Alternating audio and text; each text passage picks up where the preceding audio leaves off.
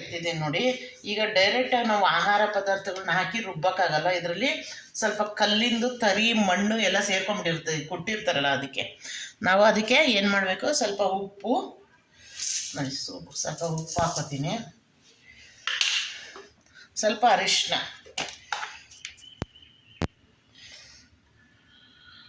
ಹಾಕ್ಕೊಂಡು ನಾವು ಏನು ನೀರು ಹಾಕ್ದಲೇ ಡೈರೆಕ್ಟಾಗಿ ರುಬ್ಬಬೇಕು. ಇನ್ನು ಸ್ವಲ್ಪ ಉಪ್ಪನ್ನು ಹಾಕೋತೀನಿ. ಈಗ ನೋಡಿ, ಇದನ್ನು ರುಬ್ಬಬೇಕು. ಇದನ್ನ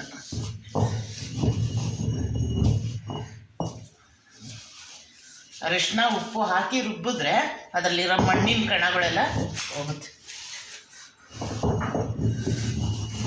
ಹಿಂಗೆ ತರಿ ತರಿಯಾಗಿರುತ್ತಲ್ಲ ನೋಡಿ.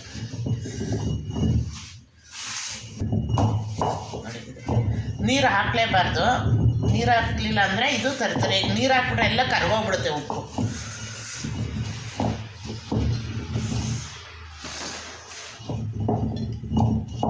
ಆಮೇಲೆ ನೀವು ಆಹಾರ ಪದಾರ್ಥಗಳನ್ನ ಇದು ಮಾಡ್ಕೋಬೋದು. ಹೀಗೆ ರುಬ್ಬಬೇಕು. ಹಿಂಗೂ ಅಷ್ಟೇ ನೋಡಿ, ಇದು ಅಷ್ಟೇ.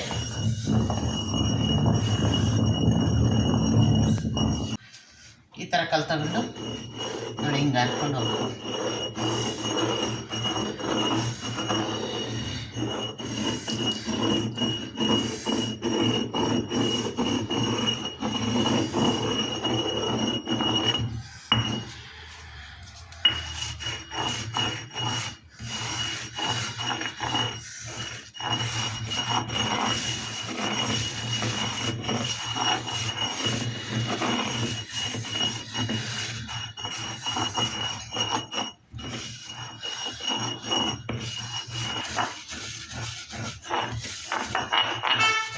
ಈ ಥರ ಮಾಡಿಬಿಟ್ಟು ಇದನ್ನೆಲ್ಲ ಎತ್ತಿಬಿಡ್ಬೇಕು. ಹಿಂಗೆ ಎತ್ಬಿಟ್ಟು ಕ್ಲೀನಾಗಿ ನೀರು ಹಾಕಿ ತೊಳೆದು ನೀಟ್ ಮಾಡಿದ್ರೆ ಇಟ್ಸ್ ರೆಡಿ ಟು ಆಹಾರ ಪದಾರ್ಥಗಳನ್ನ ರುಬ್ಬಿ ಇಟ್ಕೊಳ್ಳೋಕ್ಕೆ ರೆಡಿ ಆಗುತ್ತೆ ಅಂತ ಅರ್ಥ.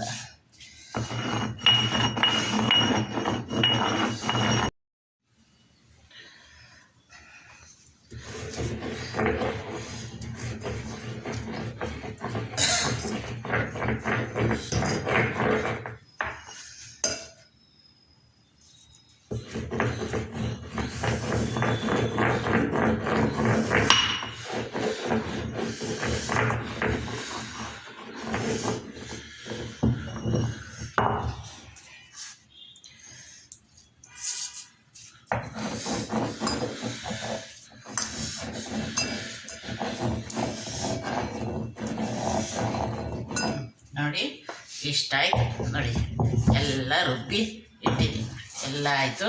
ಈಗ ಇದನ್ನು ಎಲ್ಲ ತೆಗೆದಾಕೋಬೇಕು. ಎಲ್ಲ ತೆಗೆದ್ಬಿಡ್ತೀನಿ. ಇದನ್ನು ತೆಗೆದ್ಬಿಟ್ಟು ತೊಳೆಯೋದು.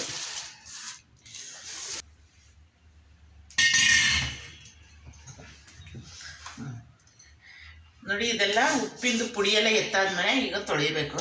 ತೊಳೆದ್ಬಿಟ್ರೆ ನೀಟಾಗುತ್ತೆ. ಫಸ್ಟ್ ಇದು ಒಳಕಲ್ಲಿ ತೊಳ್ಕೊತೀನಿ. ಇದು ಸಾಕು.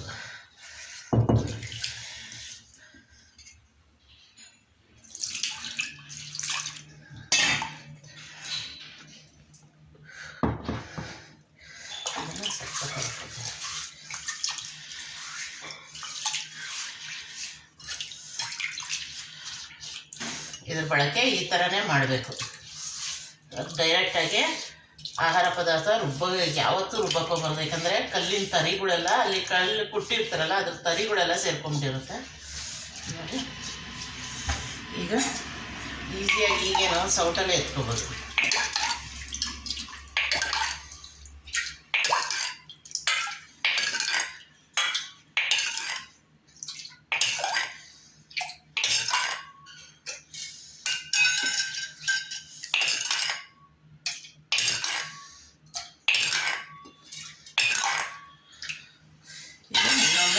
ಸ್ವಲ್ಪನೇ ನೀರು ಹಾಕಿದ್ರೆ ಸಾಕು. ಇದಕ್ಕೆ ನೋಡಿ ಎಷ್ಟು ನೈಸಾಗಿದೆ. ಮೊದಲಾದರೆ ಕೈಯೆಲ್ಲ ಚುಚ್ಚುತ್ತಾ ಇತ್ತು ನೋಡಿ, ಎಷ್ಟು ನೈಸಾಗಿದೆ. ಆಯಿತು,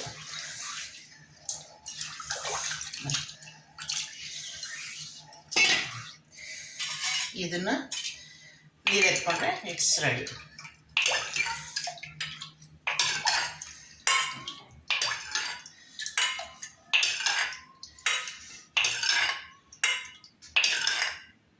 ಹಾಗೆ ಒರೆಸ್ಬಿಟ್ಟು ತಳದಲ್ಲಿರೋ ನೀರನ್ನ ನೋಡಿ ಇಟ್ಸ್ ರೆಡಿ. ಈಗ ಒಳಕಲ್ಲು ಆಹಾರ ಪದಾರ್ಥ ರುಬ್ಬೋದಕ್ಕೆ ರೆಡಿಯಾಗಿದೆ. It's ready.